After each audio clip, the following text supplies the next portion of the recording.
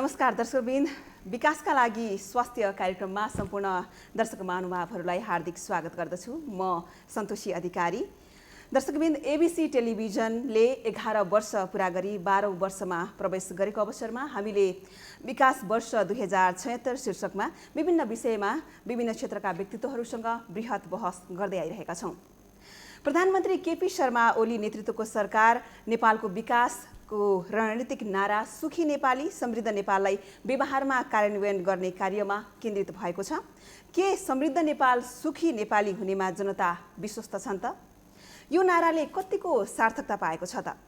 देशको विकास र समृद्धिका लागि स्वास्थ्य क्षेत्रको भूमिका कस्तो रहन्छ? आज हामी विकासका लागि स्वास्थ्य विषयमा केन्द्रित रहेर बहस गर्छौँ। आज हामीसँग हुनुहुन्छ उपप्रधानमन्त्री एवं स्वास्थ्य तथा जनसङ्ख्या मन्त्री उपेन्द्र यादवज्यू। स्वागत छ मन्त्रीज्यू यहाँलाई आज कार्यक्रममा। त्यसैगरी हामीसँग अर्का अतिथि हुनुहुन्छ नेपाल चिकित्सक सङ्घका अध्यक्ष डाक्टर मुक्तिराम श्रेष्ठ। स्वागत छ डाक्टर साहब यहाँलाई हाम्रो कार्यक्रममा। त्यसैगरी हामीसँग हुनुहुन्छ नेपाल मेडिकल काउन्सिलका कार्यवाहक अध्यक्ष डाक्टर नारायण विक्रम थापाज्यू। स्वागत छ डाक्टर साहब यहाँलाई। त्यसैगरी हाम्रो अतिथि हुनुहुन्छ नेपाल स्वास्थ्य अनुसन्धान परिषदका प्रमुख डाक्टर अञ्जनी कुमार झा। स्वागत छ डाक्टर साहब यहाँलाई हाम्रो कार्यक्रममा। समग्रमा यहाँहरू सबैलाई म कार्यक्रममा हार्दिक स्वागत गर्दछु। कुराकानीको सुरुवात म सर्वप्रथम उपप्रधानमन्त्री एवं स्वास्थ्य तथा जनसङ्ख्या मन्त्री उपेन्द्र यादवज्यूबाटै गर्छु। देश समृद्ध हुनका लागि जनता पनि स्वस्थ हुनु जरुरी छ। तर जनताले स्वास्थ्य सेवामा पाउनुपर्ने विभिन्न सुविधा सहुलियतहरू पाइरहेको अवस्था छैन। दुर्गम भेगको कुरा गर्नुपर्दा त्यहाँ जनता जो अशिक्षित छन्, जो गरिबीको रेखामुनि छन्, उनीहरू अझै पनि धामी झाँक्रीमै विश्वास राखिरहेको अवस्था छ। अस्पतालसम्म पनि जानी बानी परिरहेको छैन।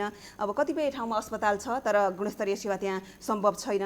यसमा सरकारको स्वास्थ्य नीति के हुनेछ र मन्त्रीज्यू स्वास्थ्य मन्त्रीमा नियुक्त भइसक्नु भए पछाडि गर्नुभएको नीतिगत सुधार र स्वास्थ्य क्षेत्रमा देख्नुभएका समग्र समस्या र चुनौतीहरू के छन् त? धन्यवाद।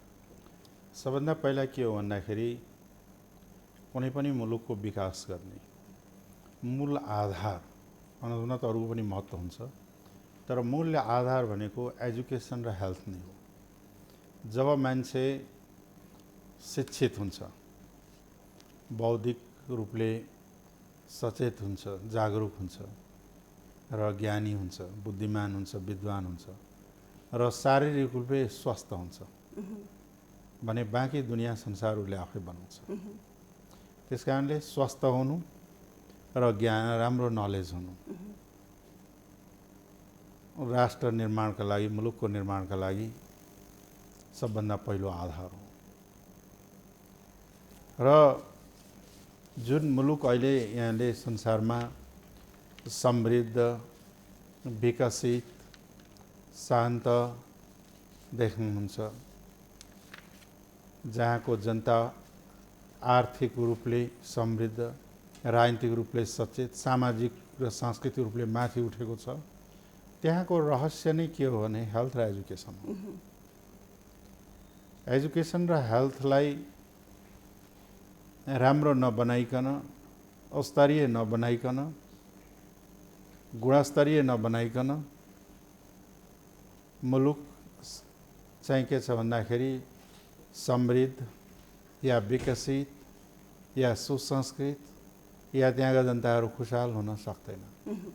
स्वास्थ्य रहेन भने त के बाँकी रहन्छ? नलेजै छैन भने भनौँ न, यहाँले पनि स्टुडियोमा बोलाउँदाखेरि एकदम रोगी तर एकदम दरिद्र रोगी र केही थाहै नभएकोले त बोलाउनुहुन्न नि।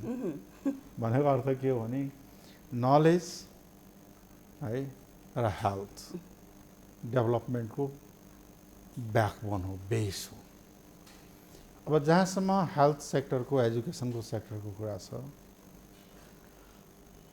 हामी कम्प्यारेटिभली एजुकेसनमा सार्क मुलुकमा हेर्ने हो भने सबभन्दा पछाडि हामी नै छौँ।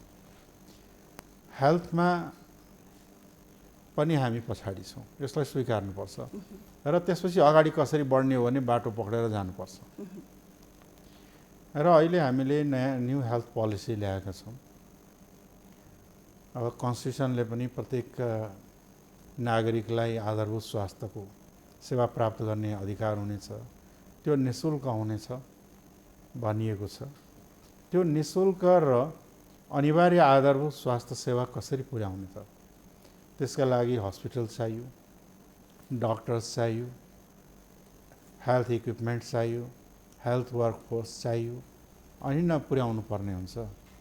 र त्यो आधारहरू निर्माण गर्ने दिशामा अहिले चाहिँ के भन्दाखेरि सुरु काम भइसकेको छ कि प्रत्येक पालिकाहरूमा, गाउँपालिका नगरपालिकामा हस्पिटल बनाउने, एउटा पिएचसी लेभलको, अनि प्रत्येक जिल्लामा चाहिँ सेकेन्डरी हस्पिटलहरू बनाउने, प्रत्येक प्रोभिन्समा हेल्थ एकाडेमी र एउटा चाहिँ टर्सियरी हस्पिटल बनाउने र स्पेसलाइज सेवाहरू चाहिँ के छ भन्दाखेरि दिन थाल्ने प्रयासहरू अगाडि बढेका छन्। हुन त तुलना हामीसँग कमी कमजोरी धेरै बावजुद पनि अहिले आएर विगतको तुलना हो भने स्वास्थ्यको क्षेत्रले निकै प्रगति गरेको छ।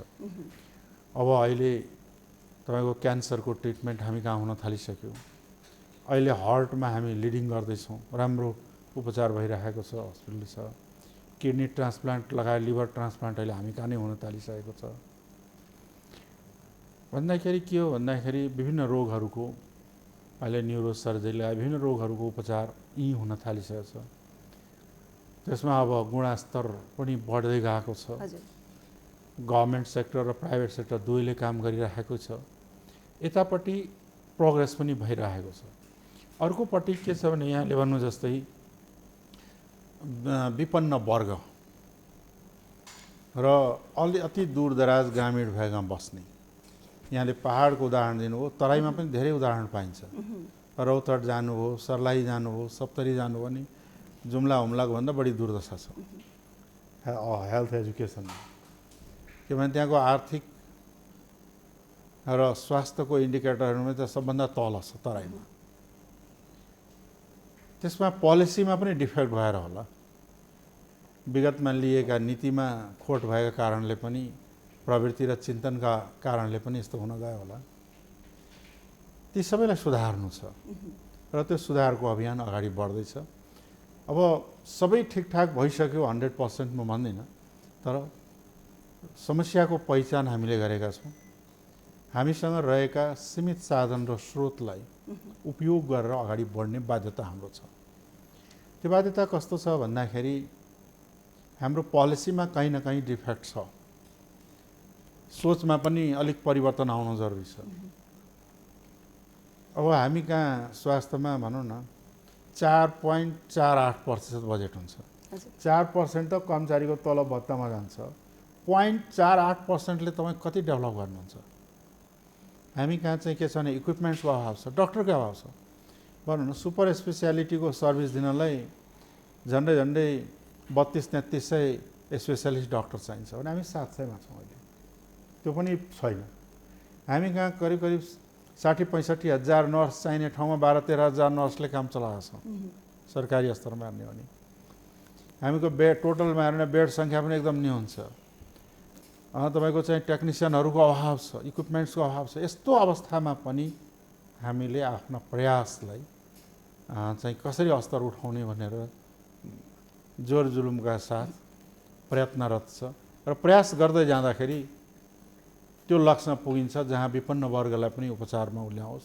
र त्यसका लागि अहिले स्वास्थ्य बिमा कार्यक्रम सुरु भएको छ, त्यसले पनि एउटा कभरेजमा लैजान्छ।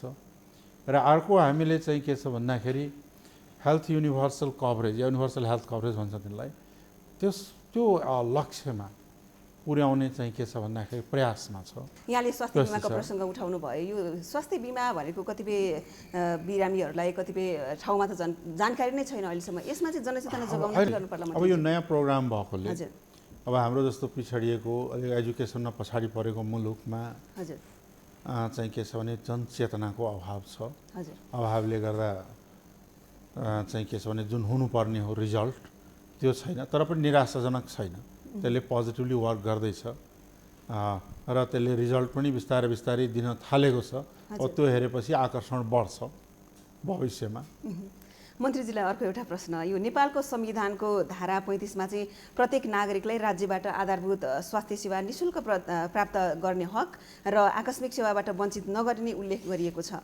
तर विकट ग्रामीण भेगकै कुरा गर्नुपर्दा महिला सुत्केरी हुनको लागि अस्पताल जाँदै गर्दा बाटोमै मृत्युको अब सामना गरिनु परिरहेको अवस्था छ। भनेको अवस्थामा एम्बुलेन्स पाइने अवस्था छैन। अब त्यसमाथि पनि कुनै पनि रोगको उपचार स्वास्थ्य सेवामा लिन जाँदाखेरि एकदमै महँगो पर्छ हस्पिटलहरूमा।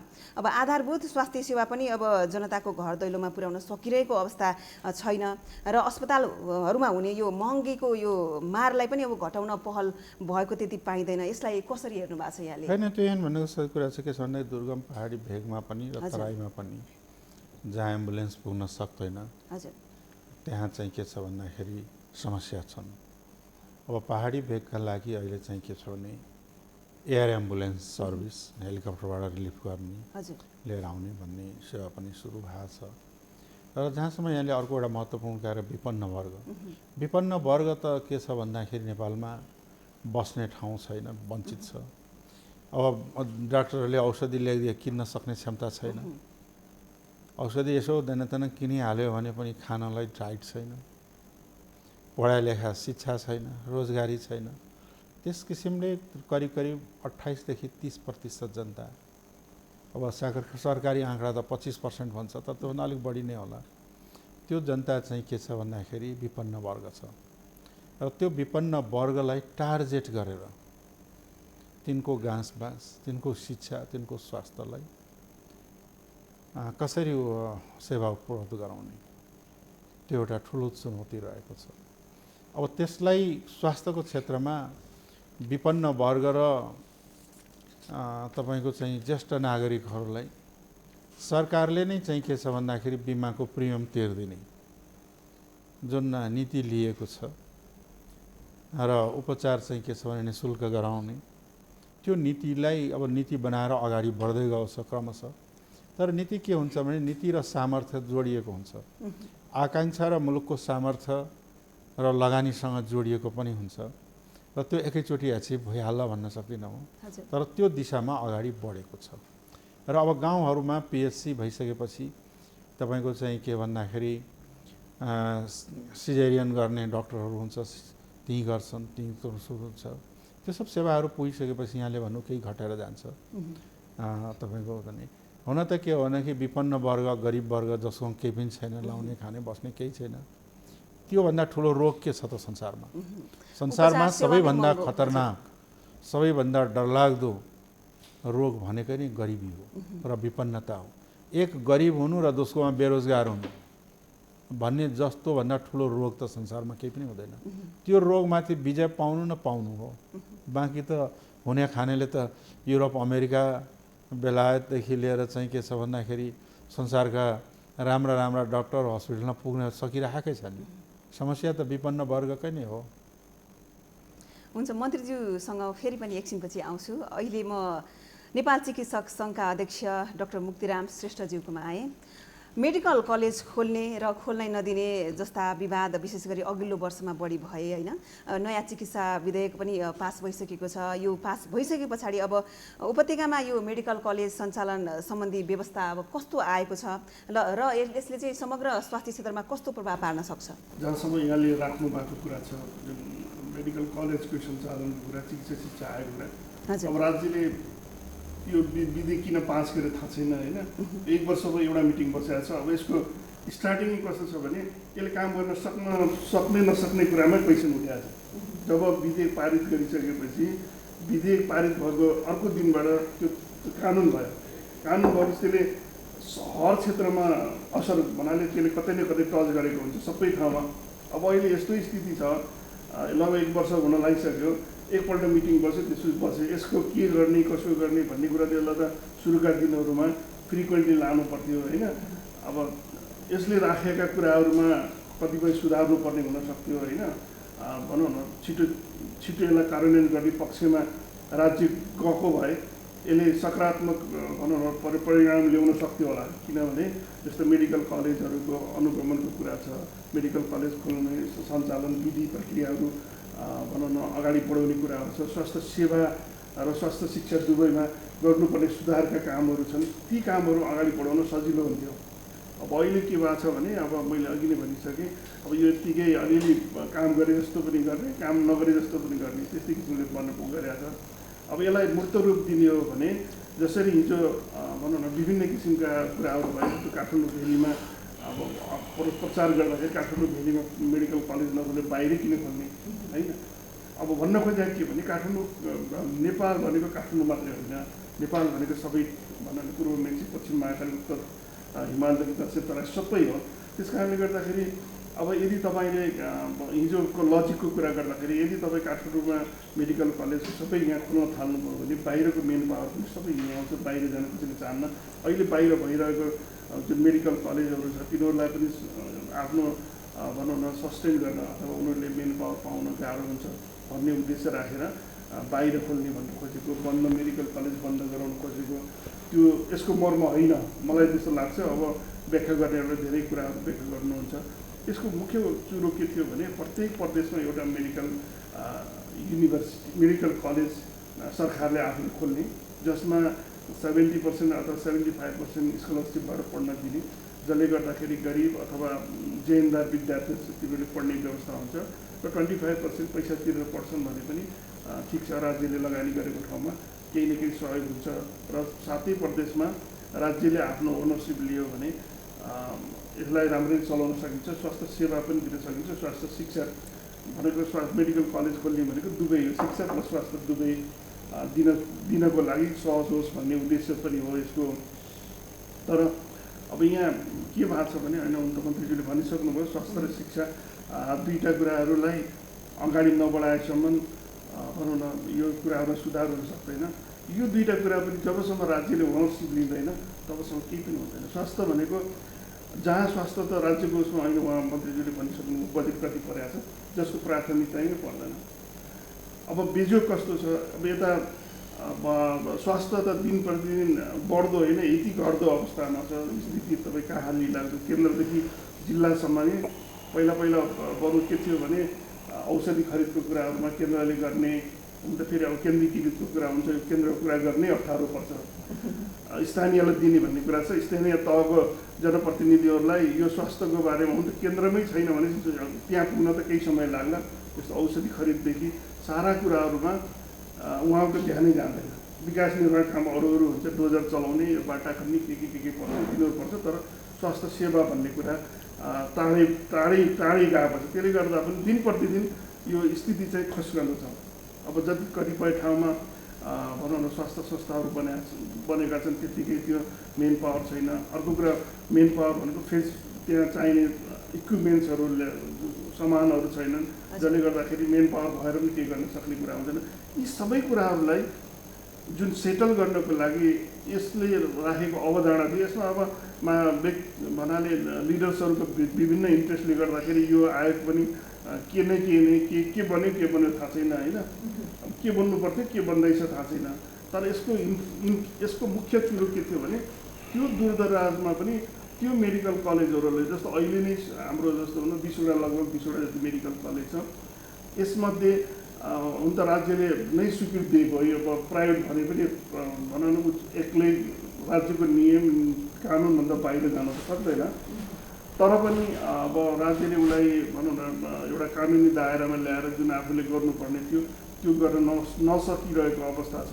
त्यसलाई मोनिटरिङ सुपरभिजन कसरी गर्ने, राज्यले नै यसलाई सबै स्वास्थ्य शिक्षामा गुणस्तरीय स्वास्थ्य सेवा अथवा स्वास्थ्य शिक्षा दुवै दिनको लागि जुन किसिमको कन्सेप्ट ल्याउनु पर्ने हो, यो यसले राखेको अवधारणा त्यही हो। तर यसमा कता भनौँ डाइभर्ट भएर यसको ऐनमै अब यो चिकित्सा विधेयक पारित पनि भइसक्यो। पारित भइसकेपछि कार्यान्वयनको चरण चाहिँ कहाँ पुग्यो? हजुरहरूले के बुझ्नु भएको छ? त्यही मैले अघि भनिसकेँ नि, 1 वर्षमा एकपल्ट मिटिङ बस्यो। अब एउटा समिति बनाएको छ, समितिले अलिअलि काम गर्दै हुनुहुन्छ। तर पनि यसको सुरुवातमा जुन किसिमले जानुपर्ने हो नि त्यो गएको हामीलाई लाग्दैन। किनभने पहल गर्नु भएको छैन। किन अब पहल गर्ने त यसो छ, यो कस्तो भयो भने अब 2/3 सरकारको प्रमुख त्यसको अध्यक्ष हुने, अब माननीय मन्त्रीज्यू पनि त्यसको के भन्छ सहकुलपति हुनुहुन्छ। उहाँहरूलाई भनेपछि मिटिङ बसाउने कुरा कसले बसाउने त्यो पनि थाहा छैन। अहिलेसम्म त्यसको स्वास्थ्य अफिसै बनेर परेको छ। एउटा शिक्षा मन्त्रालय एउटा कोठामा बसिरहेको छ। अब गर्नुपर्ने काम त्यसको यति ठुलो दायरा बनाइदियो जुन उद्देश्य राखेको भन्दा अर्कै उद्देश्यतिर गइरहेको छ कि त्यो त्यसको दायरै भनौँ न जुन मैले अहिले भने नि यसको सिम्पल ऊ थियो, त्यति ठुलो ऊ थिएन। मेडिकल जस्तो अहिले विभिन्न उसमा भनौँ न यसलाई विभिन्न प्राइभेट भनौँ सरकारी भनौँ उसमा जुन एउटा इक्जामिनेसन सिस्टम छ त्यसलाई वान डोर सिस्टम गर्ने, परीक्षाको भनौँ इन्ट्रान्स वान डोर गर्ने, अब जाँच इन्ट्री एकपल्ट लिने, त्यसको सबै एक्जिट पनि एकपल्ट हुने एउटा सिस्टममा लाने भन्ने यसको मूल उद्देश्य हो कि। तर त्यहाँ हुँदाहुँदै धेरै कुराहरू मिलेका छैनन्। अब यसलाई मिलाउनलाई त्यही हो, यसलाई राज्यले के गर्नु भन्नाले अनि सरकारले यसलाई अलि इनिसिएसन लिएर गऱ्यो भने हुन्छ। अब अरूले हामी त पदेन सदस्य, त्यसको अब त्यति अर्थ राख्दैन। हाम्रो त्यो भनौँ न हाम्रो इनिसिएसन लिएर हामीले के गरेर त्यति अर्थ राख्दैन। 11 जना मनोनित हुन्छ, 19 जना 18 जना हो क्या पदेन हुनुहुन्छ। पदेन भएको छ। अब अहिलेसम्म एउटा उपाध्यक्ष नियुक्ति गर्न सक्नु भएको छैन। 11 जना मनोनित गर्ने कहिले हो, कति वर्षपछि हो त्यो पनि थाहा छैन। त्यसले गर्दाखेरि आयोगको पनि अब जुन किसिमले जुन हामीले सोचेको हो अब गर्नुपर्ने हो त्यसको डिरेक्सनतिर गइरहेको देखिँदैन। अध्यक्षज्यूलाई अर्को एउटा प्रश्न, अब यहाँले पनि भन्नुभयो दक्ष युवा शक्ति चाहिँ नेपालमा रोजगार नपाएर विदेश पलायन भइरहेको अवस्था छ होइन। अब यो चिकित्सा क्षेत्रकै कुरा गर्नुपर्दा अब नेपालमा अस्पतालमा अब डाक्टर नर्सको सधैँ अभाव हुने, दक्ष जनशक्ति सधैँ विदेश पलायन हुनुपर्ने अवस्था छ। उनीहरूलाई रोक्न अब किन नसकिएको होला जस्तो लाग्छ यहाँलाई? नेपालमा रोजगारीको वातावरण साँच्चीकै सिर्जना गर्न नसकिएकै हो त? यसो छ, यसमा के छ भने अब जति कुरा गरे पनि ठोकिने त्यही नै ठोकिन्छ। 2048 सालमा 1 करोड जनसङ्ख्या बनेको दरबन्दी र अहिलेको दरबन्दीमा हामी बिचमा आन्दोलन गरेर 300 थपिएको छ, त्यसभन्दा थपिएको छैन, 1800 समथिङ भएको छ, 1500। अहिले नेपालमा काम गरेर 1000 देखि 1200 होला सरकारी डाक्टर। अब भन्नुहोस् कि अब 3 करोड जनसङ्ख्या हुँदाखेरि त्यति बेला 4-5 हजार डाक्टर हुँदा अहिले 24,000 डाक्टर भइसक्यो मेडिकल काउन्सिलमा दर्ता भएको। त्यस्तै गरी विशेषज्ञ अब सरकारले त्यो दरबन्दी भनौँ न, हुन त मन्त्रीजी यहीँ हुनुहुन्छ, अब दरबन्दी क्रिएट गर्ने भनौँ न सङ्ख्या बढाउनेतिर ऊ नै छैन। के अरे उनीहरूलाई कमसेकम दरबन्दी बढ्यो, उनीहरूलाई दिने सुविधाहरूमा केही कुराहरू के भन्छ बढाउने कुरा भयो भने उनीहरू यहाँ रिटेन हुने बस्ने कुरा हुन्छ। अब अहिले तपाईँ अस्ति हामीले पनि भन्यो 3य श्रेणीभन्दा कम छ डाक्टरको तलब होइन। एउटा अलिकता भनौँ न जुन यो तलबमान भनौँ न तोक्दा पनि कसरी यिनीहरूलाई अलिकता भनौँ न यो अरू सेवाभन्दा संवेदनशील सेवा भएको हुनाले यसलाई कसरी विशेष किसिमले भनौँ हेरौँ अथवा यसलाई भनौँ कुनै लजिक दिएर हुन्छ अथवा के गरेर हुन्छ, लगानीको हिसाब किताब लगानी भन्दा त्यसको पढाइको ड्युरेसन अथवा त्यसको संवेदनशीलतालाई हेरेर जुन किसिमको सेवा सुविधा दिन पर्ने हो त्यसलाई कटौती गरेर अब प्राय के भन्छ प्रशासनिक 3य श्रेणीको भन्दा पनि कम तलबमा अहिले गरेका छ भनेको हाराहारीमा छ। अब यस्तो किसिमले जुन जनशक्तिलाई भनौँ न सरकारी उसको सेवामा के भन्छ दरबन्दी बढाउने जुन MBBS र PG लेभलको ग्याप छ। अब वर्षमा मलाई लाग्छ नेपालमै 2000 भन्दा बढी यहीँ पनि प्रोडक्सन हुन्छ, बाहिरबाट आउने गर्दाखेरि 3,000 हाराहारी 3,035 भन्दा बढी नै प्रोडक्सन हुन्छ। तर त्यसको तुलनामा 300-400 मात्रै 3-4 म्याक्सिमम भनेको 400 हाराहारीले मात्रै भनौँ न फर्दर स्टडी गर्ने पाउँछ। त्यो बिचको ग्याप के गर्ने त? बिचको ग्याप त विकल्पै छैन। अब यहाँ रोजगारीको छैन, अब त्यो पढ्ने ऊ छैन, यत्रो खाली छ, त्यो बिचमा लिने छैन। त्यसले गर्दा बाहिर जाने वातावरण अथवा यहाँ बसेर पनि रोजगारीको ऊ नहुने, आफूलाई ग्यारेन्टी नहुने र पढ्ने फ्युचर पनि सेक्युर नहुने भएको हुनाले धेरै जस्तो पढ्न भनेर बाहिर जाने हुन्छ। अब यसको साथसाथै के छ भने जुन यो मेडिकल अब हेल्थ मैले अघि नै बाटै कुरा भएको छ। यसले सुरुमै के सङ्केत गर्छ भने अब यो यसमा लगानी राज्यले कतिको प्रायोरिटी दिएछ भन्ने कुरा लगानीबाटै सुरु हुन्छ। अब लगानीबाटै कम प्रायोरिटी दिएको हुनाले यसलाई छुट्याएको जुन बजेट छ त्यसले नै इन्डिकेट के गर्छ भने स्वास्थ्य त्यति उसो परेको छैन। त्यसले गर्दाखेरि अब यसमा धेरै कुराहरू छन्। अब सेवा तपाईँले भन्नुभयो स्वास्थ्य सेवाको कुराहरू अब काठमाडौँदेखि भनौँ न एक केन्द्रकै तपाईँ आजकल हेर्नुहोस् के हालत छ अनि के भन्छ सबै प्रधानमन्त्रीदेखि लिएर मन्त्रीज्यूहरू सबैको आँखा पर्ने वीर स्टलको कुरा गरौँ। टिचिङ स्टल सेमी भनौँ न गभर्मेन्टकै हो।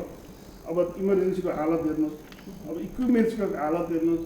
अब तपाईँ काठमाडौँमा आइरहने जुन दूरदराजबाट आउँछन्, अब भनौँ न अब राज्यले स्वास्थ्य भनेको जनताको मौलिक अधिकार हो भनेर संविधानमै स्पष्ट गरिसकेपछि त्यसलाई भनौँ न कि त सर्टेन कुराहरूमा दिने हो, सर्टेन कुराहरू हुँदैन भन्नु पऱ्यो। अब कानुनमा व्यवस्था गर्ने, अब व्यवस्था गरे व्यवस्था गरिसकेपछि ती कुराहरू हुनु पऱ्यो नि। अब तपाईँ दीर्घरोगका कुराहरू छ, अब दीर्घरोगमा सर्टेन पैसाहरू सर्टेन फेसिलिटी दिने भनेको छ। अब डायलाइसिस गर्न नपाएर चिल्ली र बिल्ली गाउँबाट जिल्लाबाट आउनेहरूको बेजोग छ भनौँ न। अब त्यस्तै गरी किडनी क्यान्सरको रोगको त्यस्तै समस्या छ। किडनीको दीर्घकालीन जुन राज्यले घोषित गरेको छ त्यसलाई त सहज तरिकाले भनौँ न सुविधा पाउने व्यवस्था मिलाउनु पऱ्यो नि, त्यो पनि छैन। त्यसले गर्दाखेरि समग्रमा के छ भने यसमा ड्रास्टिक चेन्ज नगरिकन अब मन्त्रीज्यूले ड्रास्टिक चेन्ज गर्नुभयो भने त अर्कै कुरा, नत्र भने यहाँ त्यस्तो खनेर हुँदैन। डोजर लाउने, डोजर पर्खेर जसरी काट्ने हुन्छ नि त्यस्तै गरेर छलान नमारिकन स्वास्थ्य सेवा अथवा स्वास्थ्य क्षेत्र सुध्रिनुवाला छैन। किनभने प्रत्येकपल्ट मन्त्रीज्यू आउनुहुन्छ, आफ्नो योजना के भन्छ यो भनौँ न पोलिसी के भन्छ नीति बनाउनुहुन्छ, अनि अर्को आउँछ अर्को नयाँ पोलिसी बनाउँछ, अर्को आउँछ अर्को बनाउँछ।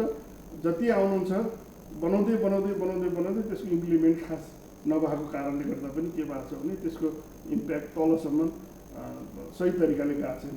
त्यसमा जे पोलिसी बनाउने हो त्यो पोलिसी कार्यान्वयन पनि हुनु पर्यो। पोलिसी बनाएर मात्रै भएन। एउटा मन्त्री आउने अब त स्थायी भएको कुरा 5 वर्षमा मन्त्रीज्यू बसेर के चेन्ज गर्नुभयो भने आशा हेरौँ भन्नाले यति तुरुन्तै नकारात्मक तरिकाले सोची नहालौँ। तर अहिलेसम्मको ट्रेन हेर्दाखेरि के छ भने 6 महिना 9 महिना 10 महिना बस्ने, आफ्नो पोलिसी बनाउने, उसले इम्प्लिमेन्ट गर्नुपर्ने, अर्को मन्त्री आउने, अर्को पोलिसी बनाउने गर्दा गर्दै यो ट्रायल बेसिसमै स्वास्थ्य क्षेत्र गएको छ। स्वास्थ्य क्षेत्रै भनौँ, स्वास्थ्य मन्त्रालय यो क्षेत्रै बिरामी भएको छ। बिरामी त आफ्नो ठाउँमा बिरामी छ, यो क्षेत्रै बिरामी, स्वास्थ्य मन्त्रालय नै बिरामी छ कि। अब यसलाई निको पार्नलाई मन्त्रीज्यूको लामो भनौँ न अब 5 वर्षको एउटा भनौँ न स्थायित्व भएको हुनाले अब बनाएको पोलिसीलाई इम्प्लिमेन्ट गर्दै जानुभयो भने मलाई लाग्छ सुधार हुन सक्छ। यहाँसँग म फेरि पनि आउनेछु। अहिले म नेपाल मेडिकल काउन्सिलका कार्यवाहक अध्यक्ष डाक्टर नारायण विक्रम थापाज्यूकोमा आएँ। डाक्टर साहब, यो अब अनुगमन मूल्याङ्कन यो कार्यलाई व्यवस्थित बनाई अब स्वास्थ्य क्षेत्रमा देखिएका सबै विकृतिलाई निराकरण गर्नको लागि नै यो नेपाल मेडिकल काउन्सिल स्थापना भएको हो र दायित्व पनि हो काउन्सिलको। तर काउन्सिलले चाहिँ अब दियो बलेको मात्र देख्यो, दियो मुनिको अँध्यारो देख्न सकेन भनेर यस्ता गुनासाहरू आइरहेका छन्, के भन्नुहुन्छ यहाँ? धन्यवाद सन्तोषजी। अब यसमा चाहिँ म सुरुमा अलिकति काउन्सिलको नै बारेमा भन्छु होइन। यो नेपाल मेडिकल काउन्सिल भए पनि वास्तवमा नेपाल मेडिकल काउन्सिल चाहिँ एउटा प्रो पब्लिकै हो होइन। हामीले चाहिँ डक्टरबाट लिन सक्ने गुणस्तरीय सेवा चाहिँ पब्लिकलाई दिनको लागि गर्नुपर्ने काम गर्छौँ र यसको लागि चाहिँ मुख्य रूपमा 2टा पाटाहरू छन्। एउटा चाहिँ हामीले अहिलेसम्म गरिरहेकोमा चाहिँ एउटा स्वास्थ्य शिक्षाको पाटो थियो, अर्को चाहिँ गुणस्तरीय स्वास्थ्य सेवाको पाटो थियो। अघि पनि यहाँहरूले कुरा उठाइहाल्नुभयो, जब यो चिकित्सा शिक्षा आयोग आयो त्यसपछि स्वास्थ्य शिक्षाको पाटो उहाँहरूले लिएको अवस्था छ। तर अहिले हामीले पाएको एउटा प्रधानमन्त्रीज्यूकै अध्यक्षतामा भएको मिटिङबाट पाएको चिठीको आधारमा चाहिँ नीतिगत निर्णय बाहेकका काम गर्नुपर्ने भएकोले हामीले विश्वविद्यालयहरूसँग मिलेर प्रतिष्ठानसँग मिलेर जुन गर्नुपर्ने अनुगमनहरू गरि नै रहेको अवस्था छ, हामीले छोडेका छैनौँ। तर नीतिगत कुराहरू जुन हामीले अघि डाक्टर साहबले पनि कुरा उठाउनु भयो, हामी एकीकृत एक्जामको प्रणालीमा धेरै कुराहरू हामीले आफ्ना पाइपलाइनमा राखेका कार्यक्रमहरू थिए, ती सबैलाई हामीले थातीमा राख्नु पऱ्यो। किनभने अब अर्कै ऐनै आइसकेपछि हामी त्यसमा अगाडि बढ्ने कुरा पनि भएन। त्यही भएर शिक्षाको पाटोमा हामीले अनुगमनै गर्न छोडेको भन्ने चाहिँ छैन।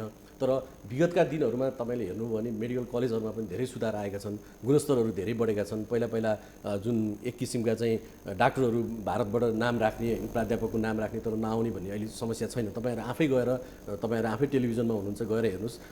इभन प्राइभेट मेडिकल कलेजमा पनि शिक्षाको स्तर बढेको जस्तो हामीलाई लाग्छ होइन अनुगमनको क्षेत्रमा। त्यो पनि हामीले नीतिगत काम चाहिँ गरेका छैनौँ। विश्वविद्यालय र हामी बसेर जुन लगेको प्रोसेसमा यसमा मात्रै छौँ। अब जहाँसम्म अर्को पाटो रह्यो एउटा गुणस्तरीय स्वास्थ्य सेवाको पाटो, जुन चाहिँ आज अलिकति किनभने डाक्टर पनि बढेको, पेसेन्ट पनि बढेको अवस्थामा र अलिकति पेसेन्टको एजुकेसन पनि बढेको अवस्थामा चाहिँ अलिकति हस्पिटलहरूमा पनि धेरै किसिमका हामीले जुन न्युजहरू सुनिरहेको छौँ, यस्तोमा पनि हामीले के गरिरहेको छौँ भने पहिलाका भन्दा इथिकल इस्युजहरूमा धेरै नै हामीले चाहिँ कामहरू गरेको छौँ। र अहिलेको मुलुकी ऐनमा पनि जुन एउटा प्रावधान आएको छ मेडिकल काउन्सिलको एकजना सदस्य हुने भनेर हामी जुन तोकिसकेका छौँ र यस्ता इस्युजहरू पनि हामीले हेर्न थालिसकेका छौँ।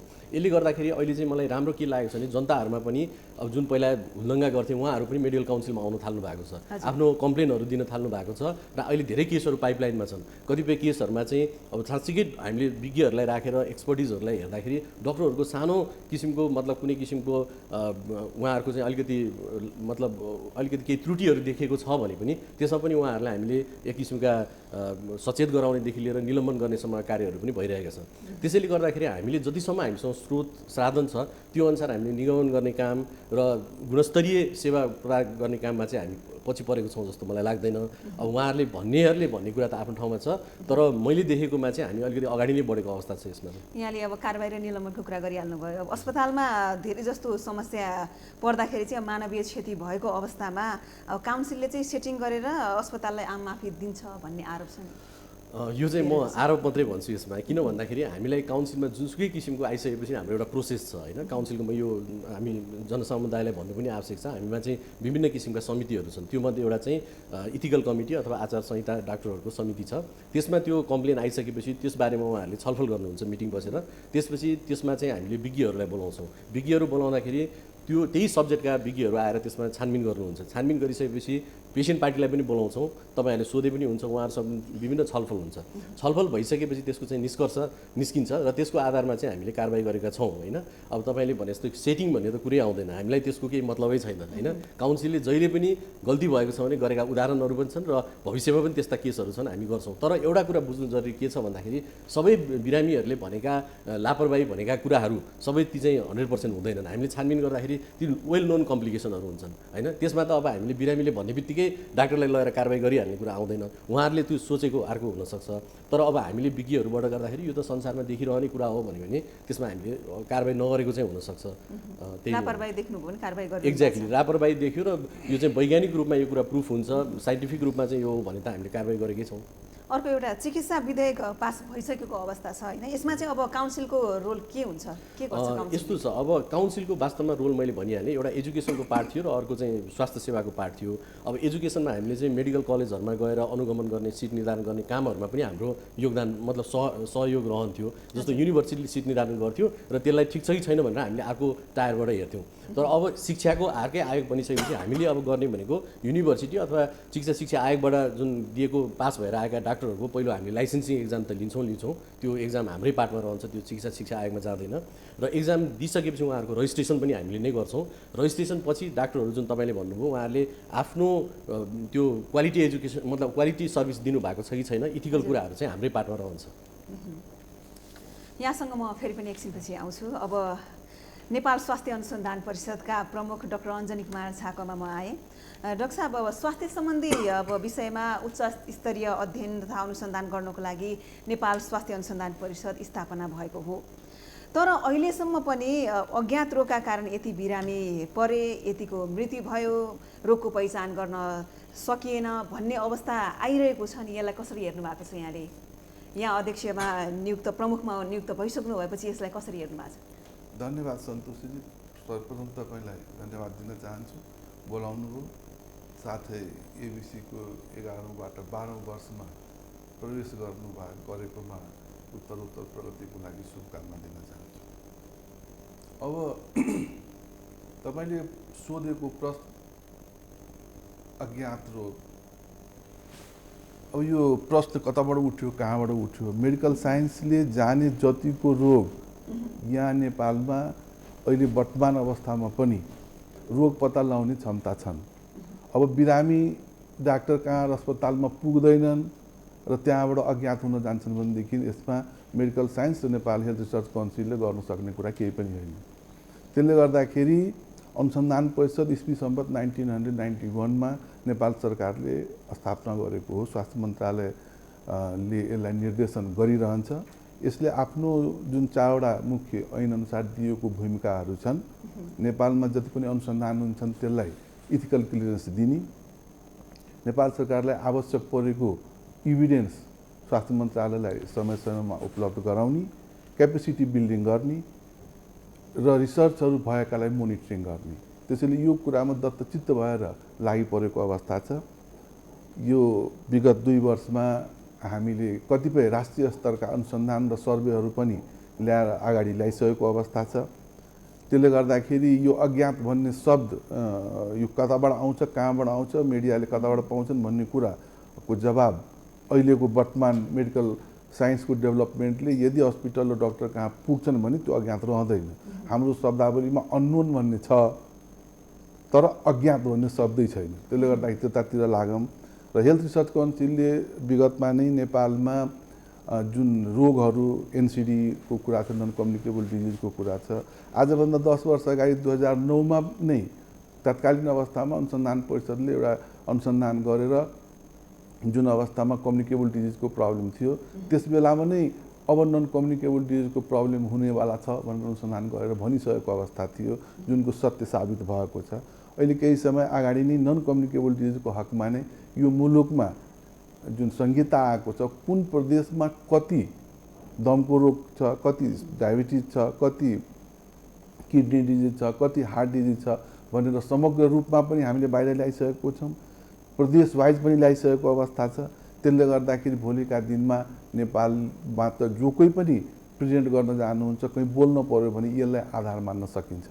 तुरुन्तै नै हामी केही समय मै दसैँभन्दा अगाडि नै मेन्टल हेल्थ सर्वे नेपालमा भएको थियो र त्यसको डाटा हामी ल्याउँदैछौँ।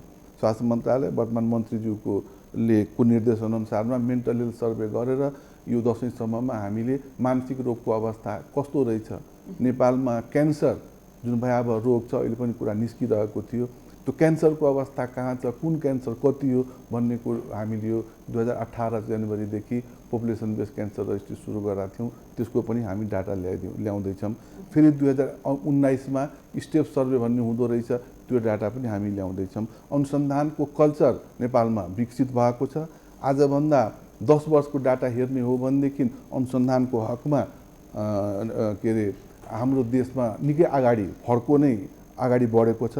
लास्ट इयर करिब 2000 जति अनुसन्धान नेपालमा भएको छ, जुन कि इथिकल क्लियरेन्सबाट हाम्रो त्यो डाटा अनुसारमा यो क्रम बढी नै भएको छ। जुन अनुसन्धान नै सबभन्दा महत्त्वपूर्ण कुरा हो नेपालमा मेडिकल साइन्समा। अनुसन्धान त भयो, उपलब्धि पनि भयो कि अनुसन्धान मात्रै सीमित भयो? हेर्नुहोस्, अब उपलब्धि भन्ने कुरा यो रिलेटिभ कुरा हो।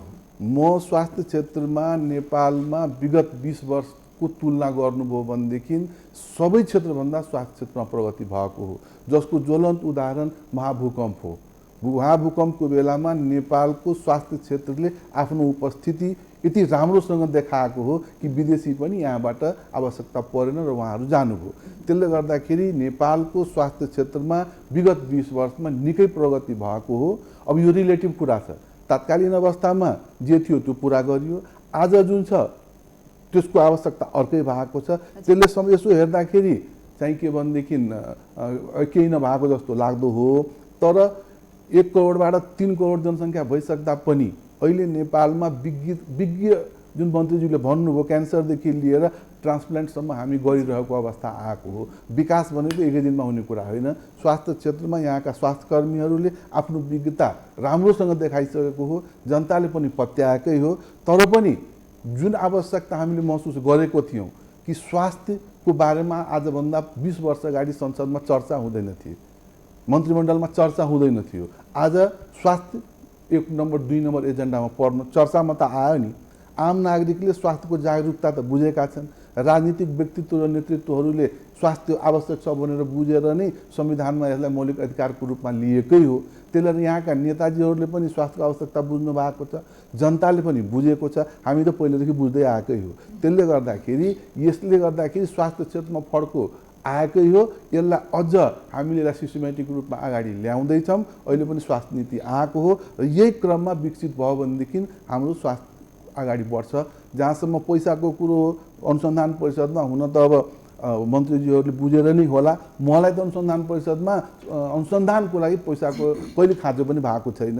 जति हामीले सोचेको हो त्यति सहयोग हामीले नेपाल सरकारबाट पाएकै हो र म अनुसन्धानको हकमा जो कोही पनि राष्ट्रिय स्तरको कुनै पनि अनुसन्धान गर्न चाहनुहुन्छ र आवश्यकता छ र यो समाजलाई आवश्यक छ भन्नेमा कहीँ पनि आर्थिक रूपमा रोकिएको अवस्था म देख्दिनँ। यहाँहरूको रिसर्च अनुसार अब के नेपालमा सम्पूर्ण स्वास्थ्य समस्याहरू सम्पूर्ण रोगहरू उपचार सम्भव छ? त्यसो भए मानिसको शरीर भनेको समुद्रभन्दा पनि ठुलो हो। हिजो जुन रोग पत्ता लागेको थिएन आज पत्ता लागिरहेको छ। यो नै अनुसन्धान हो। नयाँ नयाँ रोगहरू आइरहन्छ। नयाँ नयाँ यो प्रकृतिलाई हामीले पुरै आफ्नो जिम्मा लिन सक्दैनौँ। अहिलेको जानेको जति पनि रोग छ त्यो रोगको उपचार नेपालमा सम्भव छ। यहाँका चिकित्सकहरू विज्ञता छन्। नेपालमा म 1993बाट डाक्टरी सुरु गरेको, टिचिङ अस्पतालमा डाक्टरै पुग्दैन थिए। आज हामीसँग यति यथेष्ट रूपमा डाक्टर भएका छन्। डाक्टरको कमी छैन। नेपाल सरकार स्वास्थ्य मन्त्रालयले डाक्टरहरू राख्नको लागि विज्ञापन निकाल्यो भनेदेखि जति पनि डाक्टर पुग्ने अवस्था देखिएको छ। त्यसले गर्दाखेरि म यो भन्न सक्छु, विश्वास गर्नुहोस्, यहाँको स्वास्थ्य क्षेत्र, यहाँको अस्पतालमा केहीहरू त्रुटि कमजोरी अहिले निस्केको थियो। केन्द्रीय अस्पताल, वीर अस्पतालमा भिड भयो, टिचिङ अस्पतालमा भिड भयो। त्यो भिड हुने कारण वास्तवमा हाम्रो सिस्टमले हो। तिनीहरू रेफरल सेन्टर हो। विश्वको कुनै पनि अस्पतालमा जानुभयो भनेदेखि इन्डिया हामी उदाहरण दिन्छौँ नजिकमा भएकोले, अल इन्डिया मेडिकल इन्स्टिच्युटमा जाँदाखेरि सिधै त्यहाँ जानु मिल्दैन, रेफर भएर जानुपर्छ। आज वीर अस्पतालमा रुगाखोकीदेखि लिएर ट्रान्सप्लान्टसम्म, टिचिङ अस्पतालमा सम्पूर्ण रोगको उपचार त्यही गर्न खोजेपछि त यो कहिले पनि सम्भवै छैन। त्यसलाई यदि रेफरल सेन्टर बनाइदिने हो, जिल्ला अस्पताल र अञ्चल अस्पतालबाट रेफर भएपछि मात्र वीर अस्पताल, टिचिङ अस्पताल र गङ्गालालमा जाने हो भनेदेखि त केन्द्रीय अस्पताल त केन्द्रीय अस्पताल जस्तो देखिहालिन्छ नि। तर अब त्यही अस्पतालले 2000बाट 50,000 बनाएर त्यो समस्याको समाधान कहिले पनि हुन सक्दैन। त्यसले गर्दा केही कुराहरू रेफरल सेन्टर, क्षेत्रीय अस्पतालमा कुहाउने, मन्त्रीजीले भने जस्तो पिएचसीमा कसरी उपचार हुने, तिनीहरूको रेफर नभइकन केन्द्रमा आउन नमिल्ने, यस्तो किसिमको सिस्टम डेभलप भयो भनेदेखि हामीलाई अहिलेसम्म भएको जुन नीति निर्माण, नियम कानुन, जनशक्ति छ यसबाट स्वास्थ्य क्षेत्रमा सबै मूल व्यक्तिले के भनेदेखि उपचार पाउन सक्छन्। मेडिकल एजुकेसनको रूपमा पनि कुरा निस्केको हो। मेडिकल कलेजमा जुन स्वास्थ्य आएको परिवर्तन हो त्यो वास्तवमा हामीले स्वागत योग्य हो। किनभने हामीलाई मेडिकल कलेज काठमाडौँभन्दा बाहिर चाहिएको हो। यो सबैको मनमनमा भएको कुरो हो। काठमाडौँभन्दा बाहिर अहिलेको नियम कानुनले पनि नेपाल सरकारले आफ्नो मेडिकल कलेज खोल्नलाई थानकोट पारी कसैले छेकेको छैन। कुनै युनिभर्सिटीलाई पनि नेपाल सरकारले भन्यो भने दिन्छ। हो प्राइभेटको लागि अलिक कसिएको हो नै। त्यो कसिने कारण पनि संविधानमा यो मूलभूत अधिकार राखेको हुनाले नेपाल सरकारले जिम्मा लिन पर्छ भन्ने उद्देश्यका साथ जुन परिवर्तनहरू आएको छ, अहिले हाम्रो चिकित्सक सङ्घको वर्तमान अध्यक्षजीले भन्नुभयो, अब उहाँहरूले गृहकार गर्दै हुनुहुन्छ होला, यसलाई हामीले घचघच्याउन चाहिँ पर्छ। तर मेडिकल कलेजहरूलाई काठमाडौँभन्दा बाहिर नेपाल सरकारले लग्यो भनेदेखि यो मानसिकतामा परिवर्तन आएको छ। नेपाल सरकारले पनि र प्राइभेटले पनि काठमाडौँमै खोल्ने जमर्को गरेको हो। पुलिसदेखि सेनादेखि लिएर सबैले काठमाडौँमै खोल्न पर्ने भएको हुनाले यो कुरो उठेको। तत्कालीन अवस्थामा म चिकित्सक सङ्घको अध्यक्ष पनि थिएँ र यसको पक्षमा मैले बोलेकै हो। किनभने प्राइभेटले मात्र होइन, पुलिसले पनि सेनाले पनि काठमाडौँमै अस्पताल खोल्ने हो, मेडिकल कलेज खोल्ने हो भने थानकोट पारी को जाने? त्यही भएर काठमाडौँभन्दा बाहिर पनि नेपाल हो र यो कुरालाई हामीले हृदयङ्गम गरेर काठमाडौँभन्दा बाहिर जानुपर्छ। जो कोहीले पनि खोल्न पाउनुपर्छ र त्यहाँको स्वास्थ्यमा परिवर्तन आउँछ यो हामीलाई विश्वास छ। मेरो छोरो चितवनमा जन्मेको थियो, किनभने त्यहाँ मेडिकल कलेज र ठुलो अस्पतालहरू आइसकेको थियो। काठमाडौँ दौड्न परेन। त्यसले गर्दाखेरि अब राजनीतिक एजेन्डाको युग अलिक कम भए जस्तो छ। अब स्वास्थ्यको युग आएको हो र यो बारेमा नेतृत्व र नेताजीहरूले जुन किसिमबाट गम्भीरतापूर्वक लिनुभएको छ, आम नागरिकले जसरी बुझेको छ, यो अब रूपमा गयो भने स्वास्थ्य क्षेत्रमा नेपालीलाई मात्र होइन बाहिरको मान्छेले पनि जसरी आँखाको लागि अहिले बाहिरबाट पनि नेपालमा उपचार गराउन आउँछन्, अलिकति गम्भीरतापूर्वक लिने हो भनेदेखि बाहिरबाट पनि हाम्रो जस्तो प्राकृतिक रूपमा सौन्दर्य भएको र देशै एयर कन्डिसन 10-10 किलोमिटरका यसको के भनेदेखि यसको टेम्परेचर परिवर्तन हुने यो मुलुकमा बाहिरबाट पनि ल्याउन सक्ने आउन सक्छ। स्वास्थ्यकर्मी, चिकित्सक र स्वास्थ्यकर्मी त्यसको लागि तयार छन्। नेतृत्व राजनीतिक व्यक्तिहरूले अलिकति यसमा अझ बढी ध्यान दिनुभयो भने हाम्रो अवस्था राम्रो हुनेछ। जति पनि अब हस्पिटलहरू छन्, गुणस्तरीय हस्पिटलहरू छन्, त्यो राजधानी केन्द्रित अथवा सहरी क्षेत्र केन्द्रित नै रहेका छन्। अब ग्रामीण भेगमा अब विकट क्षेत्रहरूमा चाहिँ गुणस्तरीय सेवा पटक्कै छँदै छैन हस्पिटलहरूमा। यसलाई चाहिँ के गर्नु पर्ला? नेपालको गाउँसम्ममा नेपाल सरकारको सेन्टरहरू छन्, स्वास्थ्य केन्द्रहरू छन्। त्यसले गर्दाखेरि त्यहाँनिर अब हाम्रो प्रकृतिले जुन कहिलेकाहीँ प्रकृतिले हाम्रो लागि राम्रो पनि गर्छ, कहिले त्यसलाई अप्ठ्यारो पनि पर्छ। यहाँ जावत के अरे यातायातको असुविधा छ। अब अहिले गाउँ गाउँमा डोजर चलेको छ, राम्रै भएको छ, बाटोहरू खुलेका छन्। अब बाटोहरू खुलिसकेपछि औषधिहरू त्यहाँ जान्छन्। त्यसले गर्दाखेरि हाम्रो मुलुकमा स्वास्थ्य केन्द्रहरू गाउँको नजिकमा छन्। जनशक्ति पहिले अहेबर हेल्थ असिस्टेन्टको हुने सिस्टम सुरु भयो, उहाँहरू त्यो गाउँसम्म पुग्नु भएको हो। नर्सिङहरू पनि पुगे, चिकित्सकहरू पनि पुग्दैछन्। चिकित्सकहरूमा जाँदैन गाउँमा भनेर जुन प्रचार गरिन्छ त्यो पनि होइन। यो के भनेदेखि अरूलाई कन्भिन्स गर्नलाई अझ अलि शक्ति पुगिरहेको छैन। अब यो जनशक्ति र दरबन्दी बढाइसकेपछि त यहाँ त समस्या छैन नि। जति गाउँमा जति विज्ञ तपाईँ पठाउन चाहनुहुन्छ नेपालमा त्यति एभाइलेबल छन्। कुरो के भयो भने दरबन्दी हुनु पर्यो र जाने मान्छेलाई सुविधा हुनु पर्यो। दरबन्दी नभएर मात्र नगएको डाक्टर जान त व्याकुल छन् एकदमै। जुन बेला भन्नुहुन्छ त्यही बेला जान्छ। त्यसले गर्दाखेरि अहिले त झन् के अरे भन्छ के भन्छ त्यो अलिक कठिन ठाउँमा गयो भनेदेखि त्यहाँ त मार्क पनि बढी पाउने चलन थियो। अब अहिले छ कि छैन थाहा भएन। त्यसले गर्दाखेरि जनशक्ति पनि जान तयार छन्। खालि तपाईँको दरबन्दी र थप तलब भत्ता र सुविधा दिनुपर्ने अहिलेको महँगीको अवस्थामा यही दुईटा मात्र गर्न चाहिँ धेरै कुरा गर्नै पर्ने छैन। यो दुईटा गर्यो भनेदेखि गाउँमा सेवा पाइन्छ। तपाईँले भन्नुभयो के अरे बच्चा पाउन नसकेर स्वास्थ्य नेपाल सरकार स्वास्थ्य मन्त्रालयले आफ्नो सरकारी अस्पतालमा होइन कि प्राइभेटमा पनि यदि बच्चा जन्माउन जान्छन् भनेदेखि त्यो सुत्केरीलाई पनि पैसा पाउँछ, ट्रान्सपोर्टेसनको पनि बच्चा पाउँछ। जान त पर्यो नि त।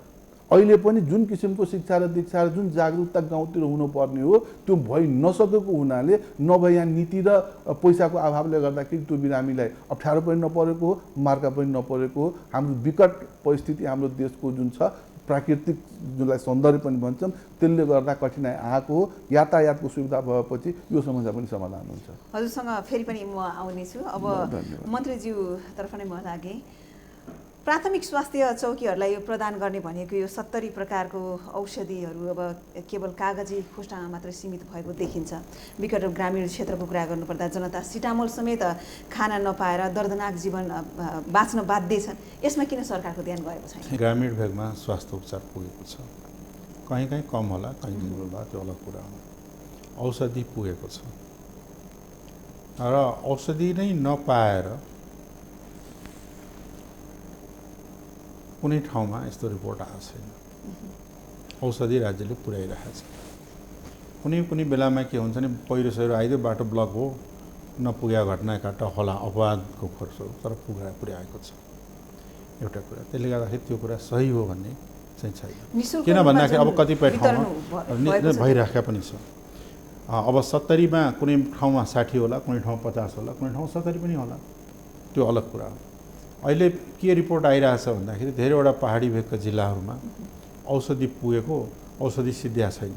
अब त फाल्नुपर्ने डेट एक्सपायर हुन लाग्यो भन्ने पनि आइरहेछ। त्यो सकारात्मक पक्ष। दोस्रो कुरा के हो भन्दाखेरि नेपालमा स्वास्थ्य उपचार हुन्छ। यहाँ नेपालमा दुई चारवटा कुराहरू ध्यान दिनुपर्छ विगतको अहिलेको तुलनामा। आँखाको उपचार वर्ल्ड स्ट्यान्डर्डको छ नेपालमा। यी तेलगङ्गामै जानुभयो भने पनि विदेशीहरू पनि उपचार गराउन पनि पढ्न पनि आइरहेछ। तपाईँको चाहिँ विराटनगरमा, लाहानमा, नेपालगञ्जमा जानुभयो भने लगभग 80% भन्दा बढी मान्छेहरू बाहिरबाट विदेशबाट आउँछन् उपचार गराउन नेपालीका साथसाथै। र क्वालिटीको उपचार छ तब आइरहेछ। क्यान्सर हस्पिटल भरतपुर जानुभयो भने त्यहाँ बाहिरको मान्छे आधाभन्दा बढी पेसेन्ट बाहिरको आइरहेको छ उपचार गराउन। तपाईँको चाहिँ के छ भन्दाखेरि हार्टकै यहीँ जानु भन्दाखेरि तपाईँको राम्रो ट्रिटमेन्ट यहीँ भइरहेछ भनिरहेछ। किडनीको केस पनि भइरहेको छ। र जहाँसम्म के छ त भन्दाखेरि उपचारै हुँदैन, एकदम खत्तमै छ भन्ने जुन प्रचार गरिएको छ नि त्यो गलत हो। त्यो चाहिँ के भन्दाखेरि अब कुन लैलैमा त्यसरी प्रचार गरेको हिजोको तुलनामा वास्तवमा भन्यो भने स्वास्थ्यको क्षेत्रमा त क्रान्ति नै आएको छ। तर हाम्रो चाहना के हो भने यसलाई अझ राम्रो कसरी गर्ने हो र सामान्य पिपुलसम्म कसरी पुर्याउने हो र त्यसलाई सहज रूपमा कसरी लैजाने हो भन्ने चिन्ताको विषय यतापट्टि छ। त्यो यथार्थ त्यो हाम्रो टार्गेट हो। तर के भन्दाखेरि हेल्थ सर्भिसमा विगतको 1 दशक अगाडिको 2 दशक अगाडिको तुलना गर्ने हो भने धेरै फरक छ। त्यसलाई थाहा। अरू कुरा के छ भने एजुकेसनमा पनि फरक आएको छ। हेल्थ एजुकेसन पहिला तपाईँको एउटा टिचिङ हस्पिटलमा हेल्थ असिस्टेन्टबाट सुरु भएको थियो, प्यारामेडिक्सबाट सुरु भएको ठाउँमा अहिले चाहिँ के छ भन्दाखेरि नेपालमा धेरै ठाउँमा तपाईँको 1 नम्बर प्रदेशमा धरानको कुरा लिने हो, अहिले चाहिँ के छ भने काठमाडौँमै कुरा लिने हो भने अब MBBS पढ्ने, मास्टर डिग्री गर्ने, स्पेसलाइजेसन गर्ने, रिसर्च गर्ने कार्यहरू medical education standard medical education नेपालमै हुन लागिसकेको छ। नेपालमा बढेका प्रोडक्टहरूले यहाँबाट मेडिकल एजुकेसन प्राप्त गरेकाले युरोप अमेरिकामा जब राम्रो ठाउँ पाएको छ भने एजुकेसनमा पनि हामी अगाडि बढेका छौँ। अहिले उहाँले सुन्नुभयो रिसर्च मेडिकलको 3टा पार्ट हो, एउटा ट्रिटमेन्टको पक्ष, अर्को एजुकेसनको पक्ष, अर्को रिसर्चको पक्ष हो। रिसर्चमा पनि अब हामी कहाँ नै अगाडि बढेर धेरै रिसर्चहरू भइरहेका छन् र यसरी चाहिँ के छ भन्दाखेरि डेभलप हुँदै गएको छ, सुधिँदै गएको छ र बन्दै गएको छ। यो बाटोलाई छोपेर अनि चाहिँ के छ भन्दाखेरि त्यहाँ वीर हस्पिटलमा भिड लाग्यो भने त भिड त सरकारी अस्पतालमा सस्तोमा उपचार हुने ठाउँमा गरिब गुरुवा जनताहरू हुने त्यहाँ जान्छन्, पैसा हुनेवालाहरू त विदेशमा गइहाल्छन् नि है। तर अब पनि विदेश जाने क्रम घट्दै गएको छ। अहिले पनि 90% भन्दा बढी बिमारीहरूको उपचार नेपालको सरकारी अस्पतालमा भइरहेछ। विदेशमा त 90% जनता जान सक्दैन, तर उपचार त भइरहेको छ। ती कुराहरू छन्। तर अब आवश्यकता के छ त भन्दाखेरि अबको आवश्यकता भनेको के हो भने मेडिकल एजुकेसनलाई अझ सुधार गर्ने, क्वालिटीलाई अझ राम्रो गर्ने र पढ्ने अवसर बढी से बढी कसरी प्रदान गर्ने व्यवस्थित ढङ्गले एउटा पाटो। दोस्रो पाटो के हो भन्दाखेरि प्रत्येक गाउँमा जुन हामी हस्पिटल बनाउने अभियानमा चलाएको छौँ धेरै गाउँमा बन्न सुरु भइसक्यो। अहिले गाउँपालिकाहरूमा PSC का निर्माणहरू सुरु भएको छन्, कतिमा टेन्डर लागेको छ। नीति बन्ने बित्तिकै त हस्पिटल त बनिहाल्दैन, बन्ने प्रक्रिया सुरु भइसकेको छ, त्यसले उपलब्धि समय ल्याउँछ। र हस्पिटलहरू अब अहिले हामीले चाहिँ के छ भन्दाखेरि 5वटा हस्पिटललाई एकदम टर्सियरी विशिष्ट सेवा प्रदान गर्ने हस्पिटलको रूपमा रूपान्तरण गर्दै गइरहेछ। त्यसले गर्दाखेरि के छ भन्दाखेरि तपाईँको पेसेन्टहरू सबै काठमाडौँमा फ्लो आइरहेका छन्, त्यो चाहिँ कम हुन्छ, विदेश जाने कम हुन्छ भन्दाखेरि यो क्षेत्रमा अभियानहरू अगाडि बढाइएको छ। तर पनि के छ भन्दाखेरि बढी प्रभावकारी ढङ्गले बनाउनलाई हामीसँग निश्चित रूपमा के छ भने लगानी बढी चाहिन्छ। त्यहाँनेरि हामी चाहिँ के छ भने समस्यामा त्यहाँ हो हाम्रो। मेन पावर चाहिँ के भन्दाखेरि एउटा के हो भने 2050 सालमा ONM सर्वे गरेका थिए। त्यो बेलाको जनसङ्ख्या जति थियो अहिले 2 अरबभन्दा बढी भइसक्यो, पेसेन्टको सङ्ख्या धेरै बढिसक्यो। त्यसलाई चाहिँ के छ भन्दाखेरि अब चाँडै ONM सर्वे गरेर दरबन्दी तय गरेर जनशक्तिलाई पूर्ति गर्ने हो। अब र इक्विपमेन्ट्सहरू हेल्थ इक्विपमेन्ट्सलाई पनि कसरी बढाउने त्योतर्फ हामी चिन्तित छौँ, लागेका छौँ। र अर्को जुन छ तपाईँको जुन NCDहरू अहिले बढिरहेछ नसर्ने रोगहरू, त्यसका कारण खालि औषधि मात्रै हेरेर हुँदैन कि त्यो रोग फैलिने कारण के हो। काठमाडौँ नै कुरा गर्ने हो भने दुनियाँको हाइली पल्युटेड सहरमध्ये एउटा हो। त्यो पल्युसनको त असर शरीरमा पर्छ नि, पर्दैन। तपाईँले 1 घन्टा यहाँ चक्कर लगाउनु हो भने 80-90वटा चुरोट खाएको बराबरको चाहिँ कार्बन पार्टिकल्सहरू भित्र कार्बन मोनोक्साइडहरू के हो भित्र पसिसकेका हुन्छ। त्यसले असर त पार्ने हो। यो प्रदूषण अब आउँदैछ। त्यसपछि वाटर पल्युसन त्यति नै छ हामी कहाँ। त्यो भन्दा पनि के छ भन्दाखेरि हामी पोइजन खाइरहेका छौँ। जुन सागसब्जीमा हाइली एकदम एक्सेस के गर्छ भने इन्सेक्टिसाइड पेस्टिसाइडको युज छ, केमिकल फर्टिलाइजरको युज छ। झन् यो मासुमा कुखुरामा चाहिँ के छ भने हाई एन्टिबायोटिकको युज गरेको छ। त्यसपछि त्यो अक्सिटक्सी इन्जेक्सन लगाएर बिहान 1 पाउको फर्सी भोलिपल्ट 2.5 किलो बनाएको छ। यो सबै चिज जुन आइराखेको छ विषादीहरू जुन साग खाने पदार्थमा मिसिएको छ त्यसले शरीरमा असर पार्दैन। अर्को बाहिरबाट आउने जुन फलफुल सागसब्जी छ तरकारी छ जस्तै केरै आउँछ आँपै आउँछ, त्यो जुन कार्बाइडमा त्यसलाई चाँडो पकाइन्छ। ती सारा चिजहरूले के गर्छ भन्दाखेरि लगायत मैले खालि उदाहरण मात्र दिएको, यी सारा चिजले के गर्छ भन्दाखेरि नेपाली जनताको स्वास्थ्यमा नकारात्मक असर पारेको छ। मेरो विचारमा त्यसलाई त प्रतिबन्ध लगाउनुपर्छ, रोक्नुपर्छ। जस्तो पोलिथिनकै प्रयोग भए पनि त्यसलाई रोक्ने, संसारले रोकिसक्यो। अब इन्सेक्टिसाइड्सहरूको बढी पेस्टिसाइड्सको प्रयोगलाई कसरी मिनिमाइज गर्ने, कसरी रोक्ने, त्योतिर पनि सोच्नुपर्ने हो। अब चाहिँ के छ भने बाहिरबाट आएका तपाईँको चाहिँ अनहाइजेनिक अस्वस्थकर खाने पिउनेदेखि लिएर कुराहरूको चेक गरेर साइन्टिफिकली चेक गरेर मात्रै छिर्न दिने र मुलुकभित्र छ भने त्यसलाई नियन्त्रण गर्ने कार्य भयो भने पनि यसले स्वास्थ्यमा जुन बिमारीको सङ्ख्या देख्नुहुन्छ त्यसलाई स्वाट्टै घटाइदिन्छ। म त के देख्छु भने पानी हावा र भोजनमा मात्रै चाहिँ के चेक गर्ने हो भने र त्यसलाई नियन्त्रण गर्ने हो 60-70% भन्दा बढी बिमारी त त्यसै तल गइहाल्छ भने त्यो पनि एउटा पार्ट छ। त्यो हेल्थसँग जोडिएको तर अन्यसँग रिलेटेड रहेको पार्ट हो। धेरै मुलुकहरूले चाहिँ के छ भन्दाखेरि पल्युसनलाई नियन्त्रण गर्न लागिसक्यो, इन्सेक्टिसाइड पेस्टिसाइडको युजलाई कन्ट्रोल गरिसक्यो। तर हामी कहाँ त खुलेआम छ, त्यसले पनि स्वास्थ्यलाई असर गर्छ भन्दाखेरि त्यो पार्ट पनि ट्रिटमेन्ट मतलब भन्दा पनि त्यो प्रोटिन मतलब भन्यो भने रोग लाग्न नदिने महत्त्वपूर्ण स्वास्थ्यको पार्ट हो नि त्यो। त्यसलाई पनि चाहिँ कार्यकर्ताका साथ अगाडि बढाउने र यतापट्टि स्वास्थ्य संस्थाहरूलाई सुधारेर लैजाने र व्यवस्थित गर्ने भने यो दुईटाको कन्सेप्टबाट नेपाल स्वस्थ आरोग्य नेपाल भन्छ कि त्यो दिशातर्फ जान आवश्यक छ। अब यो प्रदूषण हटाउनलाई चाहिँ अब मन्त्रालयको अभियान अथवा मन्त्रालयको योजना के छ त? अब यो के हो भन्दाखेरि हामीले गृह मन्त्रालयसँग कोअर्डिनेट गरिरहेका छौँ यसमा। खास गरिकन पेय पदार्थहरूको गुणात्मक छैन नेपालमा।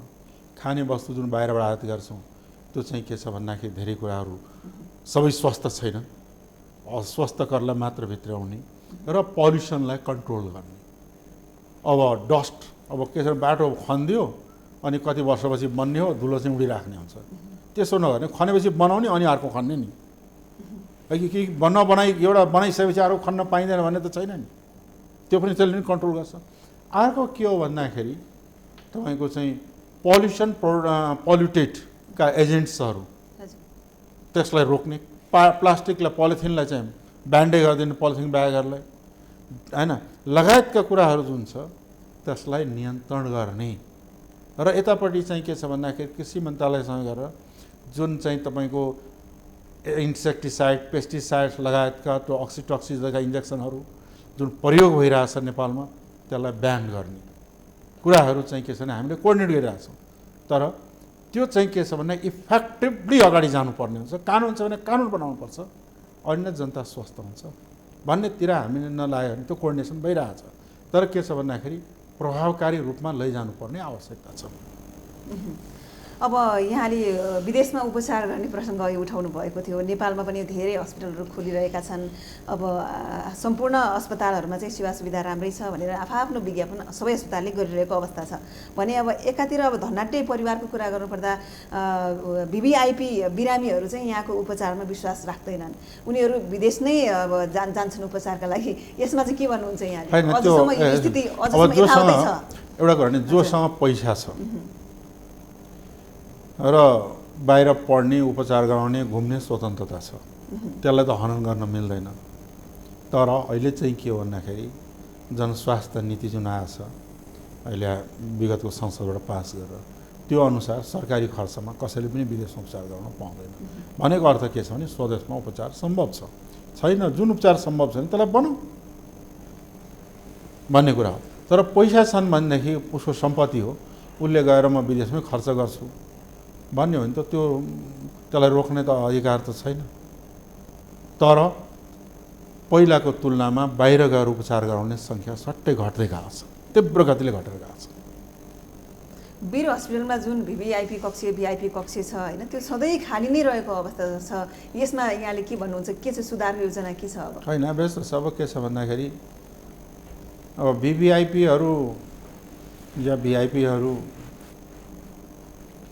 उपचार गर्न जाँदाखेरि हस्पिटलाइज पनि नभएर हो कि कमै भएर हो कि होइन, डाक्टर साहबहरू हुनुहुन्छ उहाँहरूले रेफर गरिदिनु त बसिहाल्नुहुन्छ होइन, त्यो पनि एउटा होला।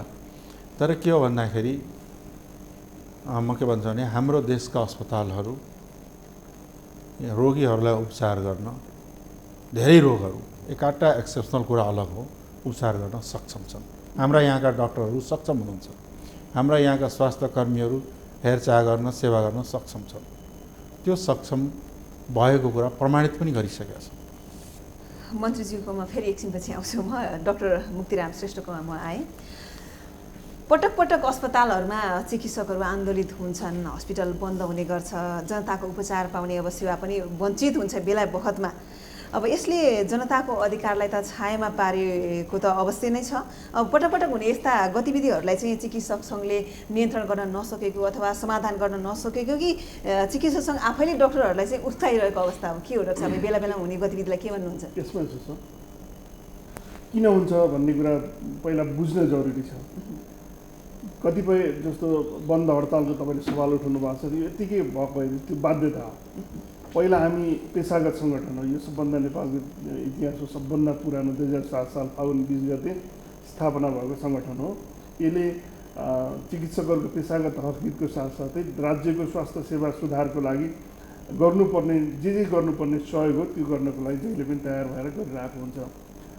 अब यसमा के हुन्छ भने अब कतिपय घटनाहरू जस्तो पेसागत सङ्गठन भएको हुनाले चिकित्सकको हकहित अथवा सुरक्षाको राज्यले सुरक्षा दिनुपर्नेमा नदिएको अवस्थामा राज्यलाई सुरक्षा देऊ भनेर हामीले घचघचाउनु पर्ने हुन्छ।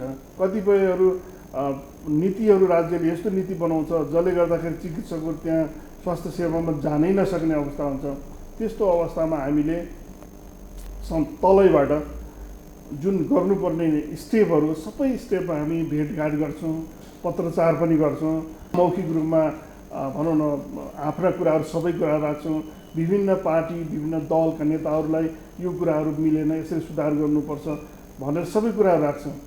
त्यति राखिसक्दा पनि भएन भनेपछि हामीले अल्टिमेटम दिन्छौँ कि अब हामीले यसले गर्दाखेरि चिकित्सकहरूले काम गर्न नसक्ने वातावरण भन्यो, तपाईँले के सुधार्नुहोस्, होइन भने हामी प्रेसरमा जान्छौँ भन्छौँ। प्रेसरका स्टेप वाइज कार्यक्रम, ज्ञापन पत्र दिने, कालो पट्टी बाँध्ने गर्छौँ। अब त्यति हुँदाहुँदै पनि नभएपछि के हुन्छ भने इमर्जेन्सी बाहेकका सेवाहरू कहिलेकाहीँ बन्द भएको छन्। अब त्यसमा त्यो हाम्रो बाध्यता रहर होइन, त्यो बाध्यता हो। किनभने हामी त स्वास्थ्य सेवा दिने सबभन्दा त्यसको प्रत्यक्ष असर भनेको हामीलाई नै पर्छ, किनभने जसले सेवा दिन्छ त्यसलाई नै हो अब असर पर्ने। त्यस कारणले गर्दा त्यति हुँदाहुँदै पनि कहिलेकाहीँ गर्नुपर्ने सुधारको लागि गरेको हो, कुनै विद्रोह गराउन गरेको होइन। अब तपाईँ देखिरहनु भएको छ, अब चिकित्सकहरू भनौँ अस्पतालमा जान्छन्, काम गर्छन्, काम गर्दा गर्दै भनौँ न प्रक्रिया आफूले जानेको सिप प्रयोग गर्दा गर्दै बिरामीको मृत्यु हुन्छ। यो मृत्यु हुने भनेको संसारमा जहाँ पनि हुने कुरा हो, नेपालमा मात्रै होइन। अब अहिले यत्रो कुराहरू भइरहेछ, यो नेपालको चिकित्सकहरूले जुन सर्भिस दिइरहेछन् त्यसमा गुणस्तरीय छ अथवा उनले क्वालिटीको दिन सकेका छन् भन्ने कुरा हुँदाहुँदै अनि केही समाजमा अराजकता फैलाउने तत्त्वहरूले ल डाक्टरको लापरवाहीले बिरामी मार्यो भनेर तोडफोड गर्ने, हुल्जो भनेर बिरामीमाथि हात चिकित्सकमाथि हातपात गर्ने, स्वास्थ्य संस्था तोडफोड गर्ने गर्छ। डाक्टरको लापरवाही हुनै सक्दैन र? लापरवाही के को लागि गर्ने ल भन्नुहोस्? जस्तो एउटा चिकित्सकले सन्चो बनायो भने भोलि त्यसकोमा अर्को बिरामी आउँछ होला नि। लापरवाही त यति बेला गरिन्छ जब तपाईँलाई आर्थिक फाइदा हुन्छ अथवा मर्यादित केही भनौँ समाजमा केही प्रतिष्ठा आउँछ, त्यति बेला नै लापरवाही गर्ने होला, होइन? अब लापरवाहीको शब्द लापरवाही भन्ने त चिकित्सकहरूले भनौँ न कतिपय कुराहरूमा के हुनसक्छ भने ह्युमन इरर भन्छ, मान्छेमा गल्ती हुँदैन भन्ने कुरा हुन्छ, गल्ती हुनसक्छ।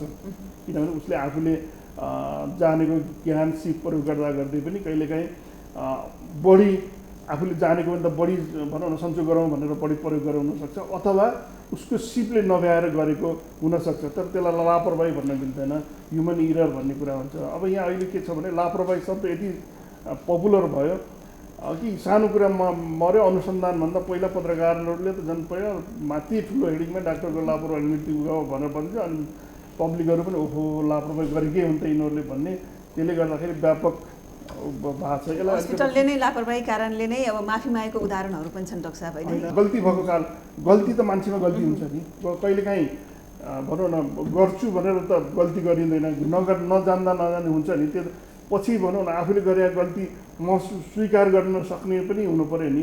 यदि गल्ती भएको छ भने त्यसलाई त लापरवाही हाल्नु भएन नि। लापरवाही भनेको त अर्कै पाटै अर्कै भयो नि। त्यो त लापरवाही भनेको त जानी जानी गरेको कुरा हो।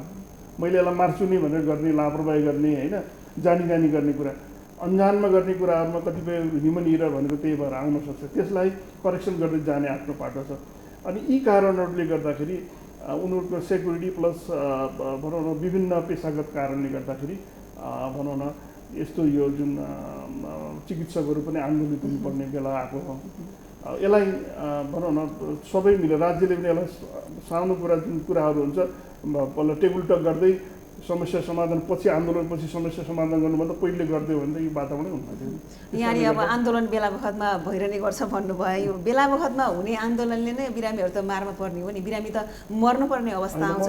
अब आन्दोलनको बाहनामा हस्पिटल नै बन्द गर्नुपर्छ भन्ने छ त? अरू कुनै पनि उपाय हुनसक्छ आन्दोलनको पनि? अब अरू नै प्रकारले गर्न सकिन्छ, हस्पिटल नै बन्द गरेर ठप्प उपचार सेवा गराएर त्यसरी आन्दोलन राम्रो हो त? इमर्जेन्सी सेवा जहिले पनि बन्द गरेको छैन। अरू सेवाहरू प्रेसरको लागि अरू अन्य कामले नगरे हुनाले त्यो गर्नु परेको, नत्र भने इमर्जेन्सी सेवा बन्द गरेर बिरामी मर्नै पर्ने अवस्था त्यस्तो अवस्थामा गएको छैन अहिलेसम्म। अब अर्को प्रश्न डाक्टर साहबलाई, यो कर्मचारी समायोजनको यो कुरा उठिसके पछाडि अब यहाँहरू विरोधमा उत्रिनुहुन्छ। अब सुगम ठाउँमा उपचार गर्छु भन्ने चिकित्सकहरू पनि यहाँ हुनुहुन्छ। यो के यो राम्रो हो? यसलाई के भन्नुहुन्छ? होइन, यो सबभन्दा गलत कुरा के हो भने राज्यको समायोजनको जुन स्वास्थ्यमा हेर्ने दृष्टिकोण त्यो खराब छ। किनभने स्वास्थ्यमा त समायोजन भनेको त जहाँ संस्था खुल्यो त्यहाँ नयाँ मान्छे पठाउनु पर्यो है। अब त्यसको लागि समायोजन गर्ने न यो केन्द्रबाट प्रदेशालय 15 स्थानीय स्वास्थ्य जुन नेपालको 75 जिल्ला अहिले 77 कुनै ठाउँ त्यस्तो छैन जहाँ स्वास्थ्य कर्मीहरू नपुगेको। किन स्वास्थ्यमा त एकापट्टिको उतापट्टि सारेर समायोजनको अर्थ मिल्दैन नि। सबै ठाउँमा स्वास्थ्य कर्मीहरू छन्, त्यसलाई त कसरी व्यवस्थापन गर्नुपर्ने ठाउँमा हामीले विभिन्न समयमा स्वास्थ्यमा कहीँ पनि समस्या छैन। किनभने अहिले तपाईँको जहाँ दुर्गम भन्नुहुन्छ तपाईँ त्यो ठाउँमा पनि स्वास्थ्य कर्मी अलरेडी छन्। त्यस कारणले गर्दाखेरि यो आवश्यकै छैन भन्दै अब तपाईँ संहिता नमान्ने सारा कुराहरूको नामहरले गर्नुभयो। समायोजन भनेको ठिक छ, जहाँ जहाँ काम गरेका छन् उनीहरूलाई त्यो क्षेत्रको त्यही छ त्यो भनेर छुट्याइदिएको भए समस्या हुन्न थियो। जसले समायोजनको नाममा जो अब भरतपुर बस्न चाहनेलाई समायोजनको नाममा काठमाडौँ ल्याइरहेको छ। काठमाडौँ बस्नै चाहन्न, किनभने उसको घर छैन, डेरा छैन, केही छैन। अब भनौँ डेरा खोज्नुपर्छ, घर छैन, केही छैन, ऊ भरतपुरमा जमेर बसेको छ अथवा बुटुल बसेको छ, त्यसलाई समायोजनको नाममा काठमाडौँ ल्याएको छ अथवा काठमाडौँको लागि विराटनगर। समायोजनको अर्थ त्यस्तो त्यो ऊ गर्ने होइन, समायोजनमा त मिलाउने हो नि। त्यस कारणले गर्दा हामीले के भनेको भने स्वास्थ्यमा किनभने अलरेडी दुर्गम क्षेत्रमा पनि छन्, त्यस कारणले खाली छैन, खाली भएको ठाउँ परिपूर्ति गर्ने छुट्याउने कुरा यो जुन जुन हस्पिटलमा छ त्यो प्रदेशमा पऱ्यो, केन्द्रको केन्द्रमा पऱ्यो, त्यो गरौँ भन्दाखेरि अब सामान्य प्रशासन अथवा राज्यले नै भनौँ जबरजस्ती गरे हुनाले त्यसको उसमा हामीले भनौँ न एउटा विरोध गरेका हौँ। यसलाई सुधारौँ भन्ने नै हाम्रो मन्त्रालय हो। अब त्यसो भएदेखि अब विकासको लागि स्वास्थ्य नीति कस्तो हुनुपर्छ त? नेपालको समग्र स्वास्थ्य क्षेत्रको कुरा गर्नुपर्दा अबको नीति के हुनुपर्छ डाक्टर साहब? स्वास्थ्य मन्त्रालय एउटा होइन, त्यो बुझ्नु जरुरी छ। स्वास्थ्य राज्यले स्वास्थ्य भन्ने बित्तिकै एजुकेसन आउँछ, शिक्षा कुरा आउँछ, एग्रिकल्चर आउँछ। अघि नै मन्त्रीज्यूले भन्नुभयो विभिन्न किसिमका न्युट्रिसनको कुरा हुन्छ, पोषणको कुरा हुन्छ, तपाईँ इन्भाइरोमेन्टको कुरा हुन्छ, पोल्युसनको कुरा हुन्छ, तपाईँको कति रोगहरू तपाईँको वातावरणीय स्वास्थ्यको कारणले गर्दाखेरि रोगहरू हुन्छ, खानेपानीको कुरा आउँछ, अनि भनौँ न यस्तो रोड सामाजिक सुरक्षा, यी सबै कुराहरूलाई भनौँ न समन्वय गरेर पोलिसी बनाउँदै जाने हो भने आगामी दिनमा भनौँ न यसलाई स्वास्थ्यको लागि सुधार्न सकिन्छ। एक्लै स्वास्थ्य मन्त्रालयले सुधार्ने कुरा होइन, स्वास्थ्य भन्ने बित्तिकै सबै क्षेत्रलाई कभर गरेर योसँग जुन जुन स्टेक होल्डर मन्त्रालय छन् तिनीहरूलाई के भन्छ एकरूप गरेर लानुपर्छ। म अब डाक्टर नारायण विक्रम थापाज्यूकोमा आएँ। अयोग्य विद्यार्थीलाई पनि अब सेटिङमा मोटो रकम लिएर पास गराउने भन्ने आरोप काउन्सिललाई बारम्बार लाग्ने गर्दछ। यसलाई यहाँले कसरी हेर्नु भएको छ? काउन्सिलमा चाहिँ जुन एक्जाम भइरहेको छ त्यो एक्जामको चाहिँ एउटा सिस्टमै डेभलप भइसकेको छ। हजुर। यस्तो अवस्थामा चाहिँ अब कसैले रकम लिएर अथवा के गरेर गर्छ भन्ने कुरा चाहिँ अत्यन्तै गलत हो। अब त्यहाँ चाहिँ एउटा सिस्टम के डेभलप भएको छ भने एक्जामिनेसनको लागि चाहिँ तपाईँलाई विज्ञहरूबाट क्वेसनहरू बनाउने होइन, त्यसपछि त्यसलाई कसरी मोडरेसन गर्नेदेखि लिएर त्यसमा चाहिँ ती क्वेसनहरू चाहिँ विभिन्न सेटहरू तयार गरेर अन्तिममा सेट गएर आउँछ र पछि त्यसको जाँच हुँदाखेरि पनि यो चाहिँ कम्प्युटर सिस्टमबाट OMRबाट जान्छ। त्यसले गर्दाखेरि त्यहाँका काउन्सिलका कुनै इभन अध्यक्ष अथवा त्यहाँका मेम्बरहरूलाई पनि यसको बारेमा थाहा नै हुँदैन। त्यसैले यस किसिमका कुराहरू आउनु भनेको त गलत कुरा हो, जसले गर्दाखेरि एउटा पढ्ने विद्यार्थीलाई शुद्ध नकारात्मक रूपमा चाहिँ अब सेटिङ हुन्छ कि भनेर लाग्नेतिर जान्छ। त्यसैले यी सबै गलत कुराहरू हुन्। जहाँसम्म एक्जामको सवाल छ, यो चाहिँ संसारमै एउटा नर्म्स हो होइन। कुनै पनि लाइसेन्सिङ एक्जाम मतलब कुनै पनि ठाउँमा प्र्याक्टिस गर्नुभन्दा पहिला डाक्टरहरूले एउटा एक्जाम दिनुपर्ने हुन्छ र यो चाहिँ युनिभर्सिटी पास भइसकेका डाक्टर साहबहरूलाई लिने चाहिँ एउटा उहाँहरूले बिरामीलाई कतिसम्म जाँच्न सक्नुहुन्छ भन्ने किसिमले प्र्याक्टिकल बेस एक्जामहरू हुने हुन्छ। त्यसैले गर्दाखेरि यस्ता किसिमका कुराहरू केही पनि हुँदैन। हामीले एकदमै मर्यादित रूपमा चाहिँ एक्जाम लिएका हुन्छौँ र यसमा केही शङ्का गर्नुपर्ने कुनै ठाउँ नै छैन। काउन्सिलले अब समग्र स्वास्थ्य क्षेत्रको विकृति विसङ्गति हटाउनको लागि अबको योजना अथवा अबको नीति के लिएर आउनुपर्छ जस्तो यहाँलाई लाग्छ? यहाँको योजना के छ? बेसिकली भन्नुपर्दाखेरि अब एजुकेसनको पार्टमा चाहिँ अहिले हामीले खासै योजनाहरू बनाइरहेको अवस्था छैन, किनभने चिकित्सा शिक्षा आयोग आएको र त्यसपछिको जुन यो गुणस्तरीय स्वास्थ्यको लागि चाहिँ अब एक त हामीले तपाईँले भने जस्तै यो जुन एक्जाम सिस्टमलाई अलिकति अझ वैज्ञानिक र ओल्ड स्ट्यान्डर्डको बनाउनुतिर लाग्नु आवश्यक छ। किनभने धेरै जस्तो डाक्टर साहबहरूलाई पास भएर आएर पनि बिरामीलाई प्र्याक्टिकल लेभलमा हेर्दाखेरि अलिकति अप्ठ्यारो परेको छ।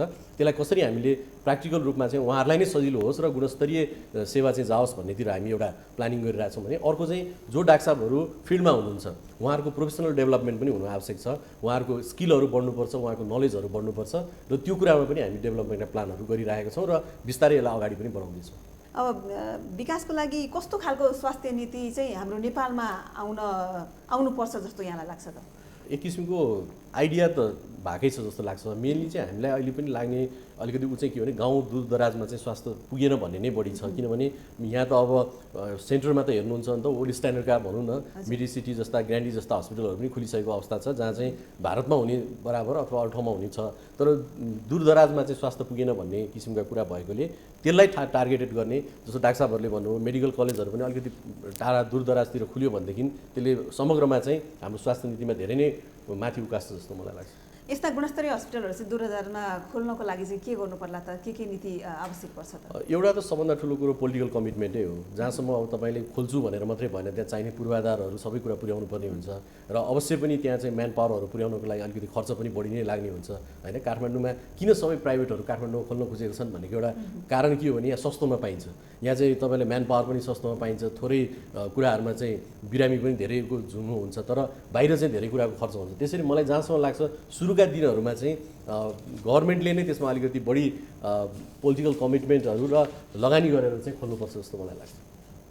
अब म डाक्टर अञ्जनीकोमा आएँ। निजी अस्पतालहरूले चाहिँ अब गुणस्तरीय उपचारको बहानामा चाहिँ महँगो शुल्क लिइरहेको अवस्था रहेको छ।